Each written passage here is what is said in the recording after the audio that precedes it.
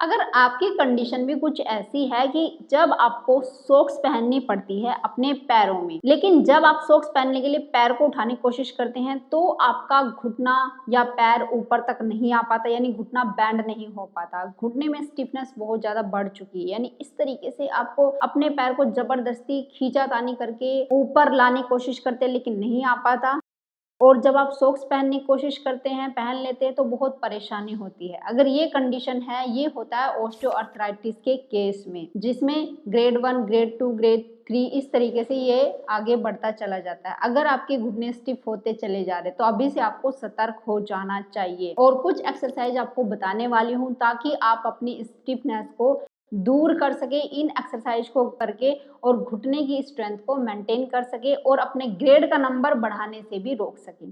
तो चलिए शुरू करते हैं इस वीडियो को। हेलो फ्रेंड्स, मैं सुमन चौहान, सर्टिफाइड डाइटिशियन न्यूट्रिशनिस्ट, आपकी फिटनेस ट्रेनर में चैनल देसी इलाज में आपका स्वागत है। ऑस्टियोआर्थराइटिस एक ऐसी कंडीशन है जिसमें आपके घुटनों के जो कार्टिलेज होते हैं वो डीजनरेट होना शुरू हो जाते हैं, यानी घिसना शुरू हो जाते हैं, ये कह सकते हैं। और घिसना शुरू हो गए तो आपको पेन भी रहेगा, आपकी स्टिफनेस बढ़ती चली जाती है। अब जब तक आप ध्यान देते हैं कि ये प्रॉब्लम आपकी आ गई है, यानी डॉक्टर के पास जाके आप टेस्ट वेस्ट करवाते हैं, उसमें आपका ऑस्टियोआर्थराइटिस निकलता है और ये कहते हैं कि ग्रेड 1, ग्रेड 2, ग्रेड 3 यहाँ तक पहुंच चुका है, तब तक आप ध्यान ही नहीं देते कि हमारे साथ ऐसी प्रॉब्लम भी हो सकती है। तब आप दवाइयाँ खाते रहते हैं, उससे आपकी जो प्रॉब्लम है बहुत ज़्यादा बढ़ती चली जाती है। खाने पीने में क्या गलती कर रहे हैं और क्या गलती कर रहे हैं अपने डेली के रूटीन में, यानी एक्सरसाइज नहीं कर रहे हैं, बैठे रहते हैं या मैक्सिमम टाइम खड़े ही रहते हैं, कोई भी घुटनों से रिलेटेड एक्सरसाइज नहीं करती, तब जाके ये प्रॉब्लम आपके साथ होने लगती है और ये ऑस्टियोआर्थराइटिस में बदल जाती है। उम्र कोई भी हो सकती है, ऐसा नहीं है कि बढ़ती उम्र में ही आएगी, जब आप बूढ़े हो जाओगे तभी आएगी। आजकल ये जल्दी भी देखने को मिल रही है। लेकिन मैं ये कहना चाहती हूँ, ठीक है आपको बीमारी आ गई है लेकिन आप उसको ठीक भी कर सकते हैं। ऐसी कोई बीमारी नहीं होती कि आप उसको ठीक ना कर सके। अगर ठीक भी नहीं कर सकते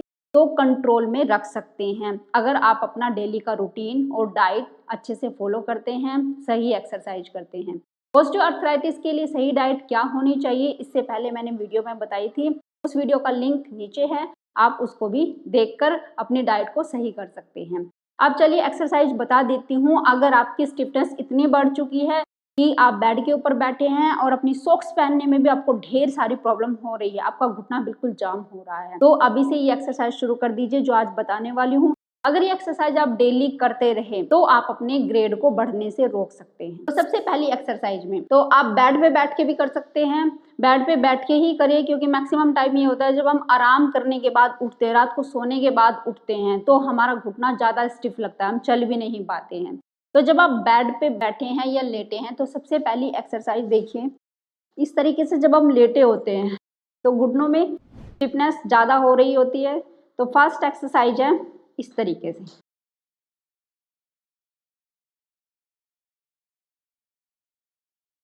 ये वाली एक्सरसाइज कम से कम 40 से 50 रेपिटेशन आपको करने हैं, यानी 50 रेपिटेशन आपको करने हैं इस एक्सरसाइज के।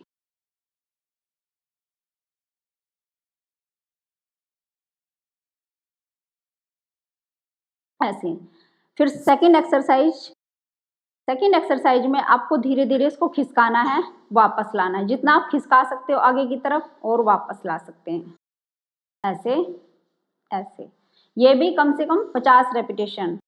50 रेपिटेशन मैंने आपको बोला है, लेकिन अगर आपने अभी से ये एक्सरसाइज शुरू करी है और आपसे नहीं हो पा रहा है तो कम से कम 20 रेपिटेशन जरूर करें एक बार में, फिर रेस्ट ले लें और 20 रेपिटेशन फिर से करें। इस तरीके से आप बीच में रेस्ट ले लेके ये कंप्लीट कर सकते हैं। इस तरीके धीरे से खिसकाते हुए आगे ले जाना है ऐसे, और धीरे से वापस ले आना है। तो इससे आपको काफ़ी रिलीफ मिल जाएगा, स्टिफनेस आपकी बहुत कम हो जाएगी। जब आप बेड से उठ के चलोगे ना तो आपको इतना ज़्यादा पेन महसूस नहीं होगा और आराम से आप चल भी पाओगे। थर्ड एक्सरसाइज के लिए आपके पास कोई ना कोई कपड़ा होगा ही, टॉवल होगा, उसको आप ले सकते हैं। उसको इस तरीके से आपने रोल करना है ऐसे, ये थोड़ा सा फ्लफी होना चाहिए ताकि आप इसके ऊपर प्रेस कर सके, ये आपको हार्ड ना लगे।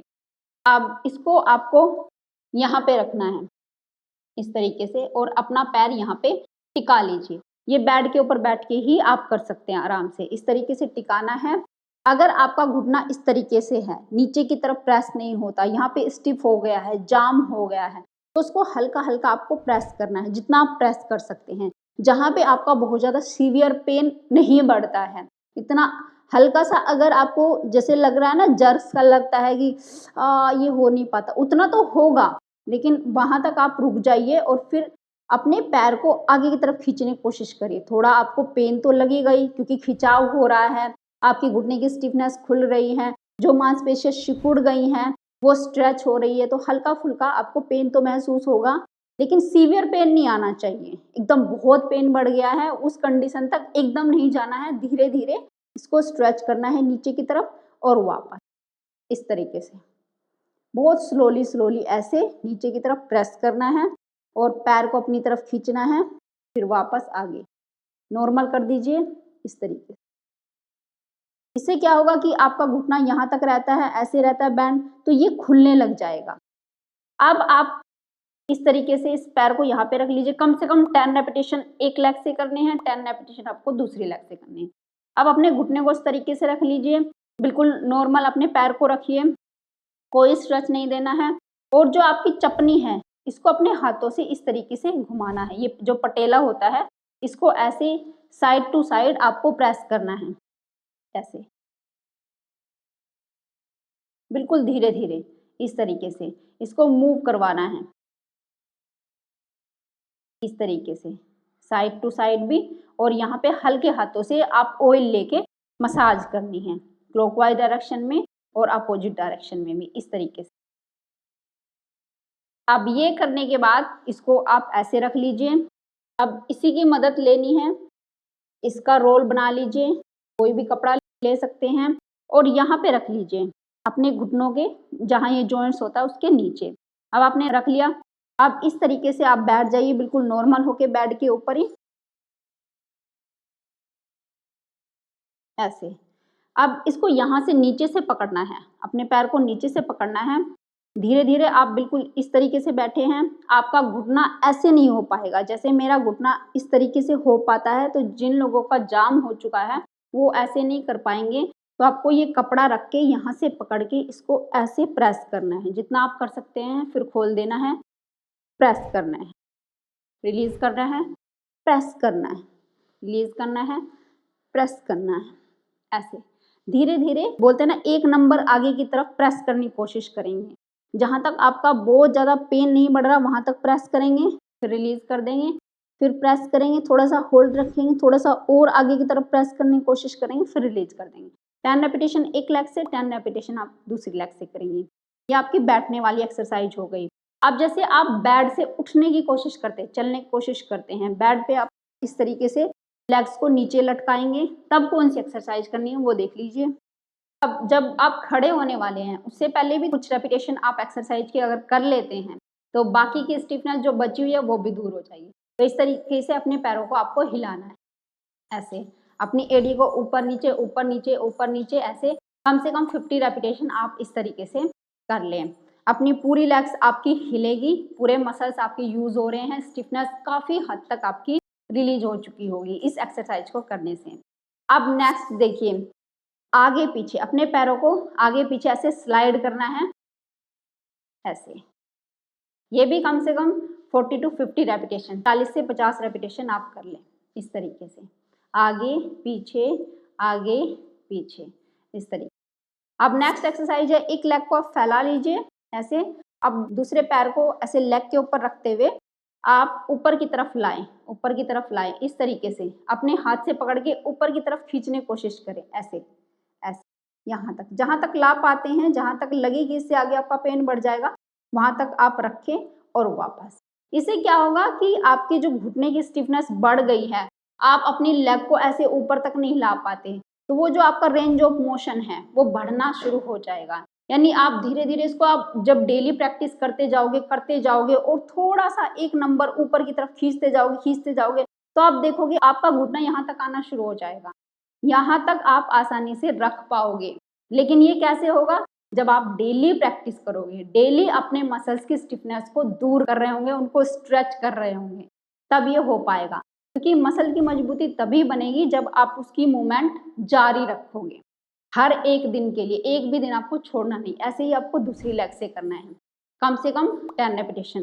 पहले आप एक हाथ से ऐसे लेग को पकड़ के धीरे धीरे ऊपर लाएंगे, फिर आप यहाँ से पकड़ सकते हो, इसको और ऊपर लाने की कोशिश करेंगे इस तरीके से जितना आप ला पाते हैं, एक बार में जितना ला पाते हैं वहां तक, और फिर धीरे धीरे थोड़ा थोड़ा आगे, रोज इस तरीके से करना है। अब 2 एक्सरसाइज खड़े होके करनी है।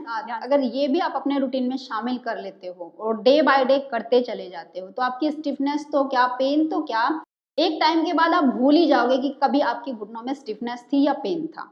तो सबसे पहले हाथों को ऐसे रखना है आपको।